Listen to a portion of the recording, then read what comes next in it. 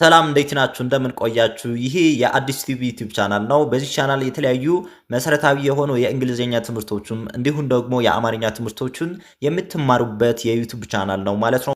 ስለዚህ አዲስ ከሆናችሁ ምናልባት ዛሬ ብቻ ይህን ቪዲዮ ካገኛችሁ ሳብስክራይብ በማድረግ ቤተሰብ በመሆን ከመጀመሪያው ጀምረን በጣም ቀለል ያሉና መሰረታዊ የሆኑ የእንግሊዝኛ ትምህርቶችን የምታገኙበት ቻናል ነው ማለት ነው። ስለዚህ ዛሬ ደግሞ በጣም ቀለል ያሉ ሐሳቦችን በእንግሊዝኛ በአማርኛ እንዲሁም ደግሞ የእንግሊዝኛ ፊደላቶችን ተጠቅመን በአማርኛ እንዲህ እንደምንጽፋቸው አሳያችኋለሁ ማለት ነው ቤተሰቦቼ።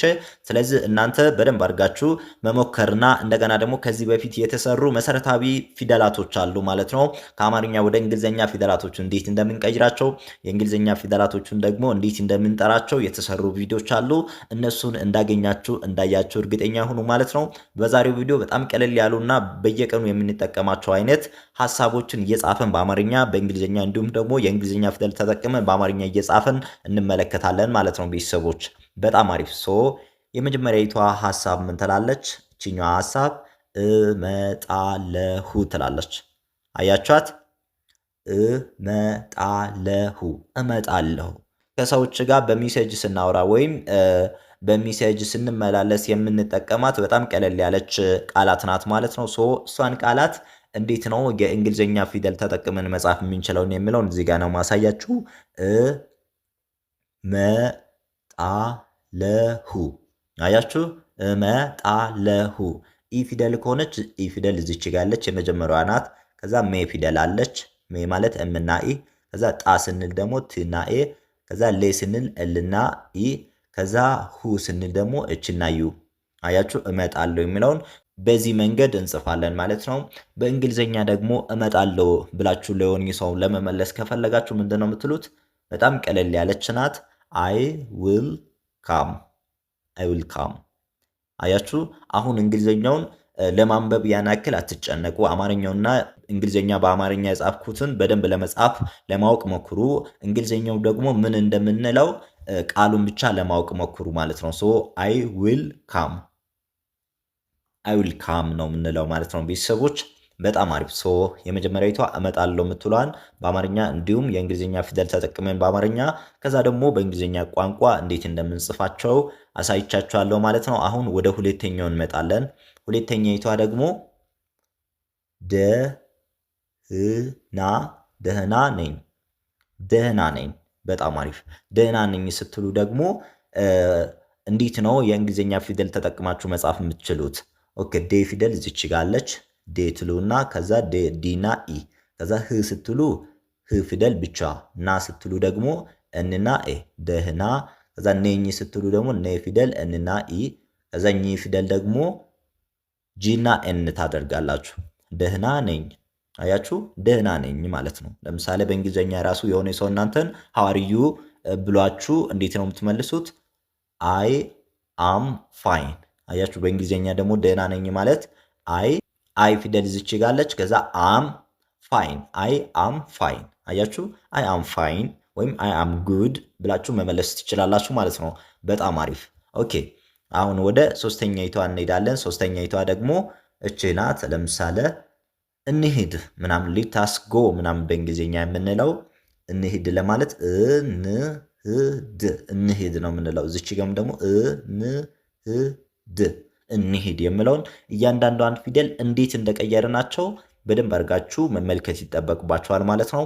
እንሂድ የምለውን ቋንቋ ደግሞ በእንግሊዝኛ ማለት ከፈለጋችሁ ምንድነው የምትሉት? ሌታስ ጎ።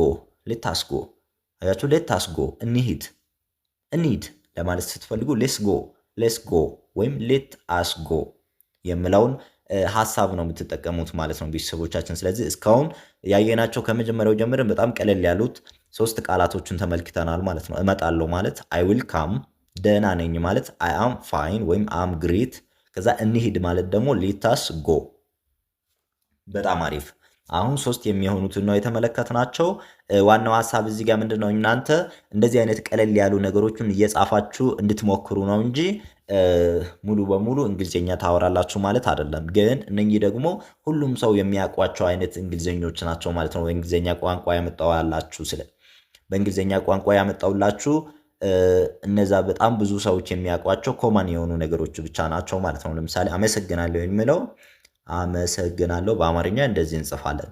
ከዛ ደግሞ በአማርኛ እንግሊዘኛ ፊደል ተጠቅመን አመሰግናለሁ የሚለውን በዚህ መልክ እንጽፋለን።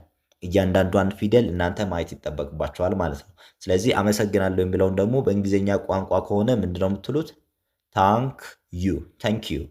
በቃ ታንክ ዩ የሚለውን አሁን ብዙ ሰው ይጠቀማል አይደለ? ስለዚህ ለመጻፍ የምትቸገሩ ከሆነ በዚህ መልክ ነው የሚጻፈው ማለት ነው።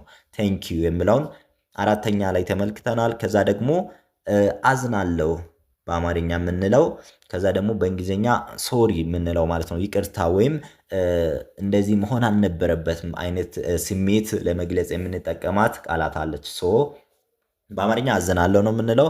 በእንግሊዝኛ አይ አም ሶሪ። አዝናለሁ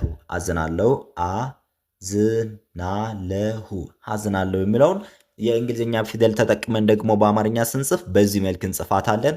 ከዛ ደግሞ በእንግሊዝኛ ቋንቋ ከሆነ አይ አም ሶሪ ወይም ሶሪ ብቻ ማለት እንችላለን። ካልሆነ ደግሞ አም ሶሪ ምናምን ካልነው አዝናለሁ እያልን ነው ማለት ነው ቤተሰቦቻችን። ስለዚህ መጀመሪያ አካባቢ ስትጀምሩ እንግሊዝኛ ቋንቋ ለመማር ስትጀምሩ እንደዚህ አይነት ቀለል ያሉ ነገሮች በኮማን የምትጠቀሟቸው ነገሮች ሊሆኑ ይችላል። ለምሳሌ የስ ማለት፣ ኖ ማለት፣ ኦኬ ማለት ሊሆን ይችላል። በጣም ቀለል ያሉና በጣም ዝቅ ያሉ ሀሳቦችን ብቻ ለመረዳት ሞክሩ። ከዛ በኋላ እነሱን እያገናኛችሁ እንትን ማለት ትችላላችሁ ማለት ነው ቤተሰቦቻችን፣ መልመድ ትችላላችሁ ማለት ነው። በጣም አሪፍ። ሶ የመጨረሻዋ ሀሳብ ደግሞ ምን ትላለች? በጣም ጥሩ ስንል በአማርኛ በዚህ መልክ ነው የምንጽፈው። የእንግሊዝኛ ፊደል ተጠቅመን በአማርኛ ስንጽፍ ደግሞ በጣም ምትሏ እንደዚች፣ ጥሩ ምትሏ ደግሞ እንደዚች። በጣም ጥሩ ብለን በዚህ መልክ እንጽፋለን። ጥ ፊደል አንጠቀምም በእንግሊዝኛ፣ ለዛ ነው ቲ ፊደል የምንጠቀመው ማለት ነው ቤተሰቦች። ሶ በጣም ጥሩ እንደዚች። ከዛ ቬሪ ጉድ አያችሁ፣ ጉድ ካላችሁ ጥሩ እንደማለት ነው። ቬሪ ጉድ ካላችሁ ደግሞ በጣም ጥሩ ማለት ነው።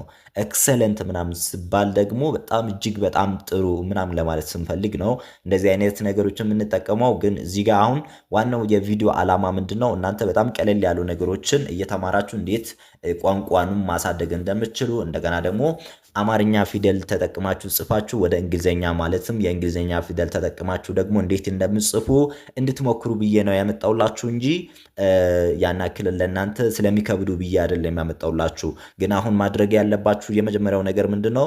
ለምሳሌ እነኚህ እመጣለሁ፣ ደህና ነኝ ምናምን የሚሉ ነገሮችን መጀመሪያ በደብተራችሁ ላይ በአማርኛ ጻፉና ከዛ የእንግሊዝኛ ፊደላቶችን ተጠቅማችሁ ደግሞ ለመጻፍ ሞክሩ በራሳችሁ። ከዛ በኋላ እኔ የጻፍኩትን እያያችሁ ራሳችሁን እያረማችሁ ትሄዳላችሁ ማለት ነው። በጣም አሪፍ። ሶ ሳብስክራይብ በማድረግ ቤተሰብ ከሆናችሁ ወደፊት በጣም ሰፋ ያሉ ትምህርታዊ ነገሮችን ይዘን የምንመጣበት ዩቲዩብ ቻናል ነው ማለት ነው። ሳብስክራይብ ካላደረጋችሁ ምናልባት ሳብስክራይብ በማድረግ ቤተሰብ ይሁኑ። ቤተሰብ በመሆን ደግሞ ቤተሰብ በመሆናችሁ የምታገኙትን በረከት ብዙ እውቀቶችን ታገኛላችሁ ማለት ነው። ቤተሰቦች በጣም አመሰግናለሁ። በሌላ ቀን በሌላ ቪዲዮ እስክንመለስ ድረስ ሰናይ ጊዜ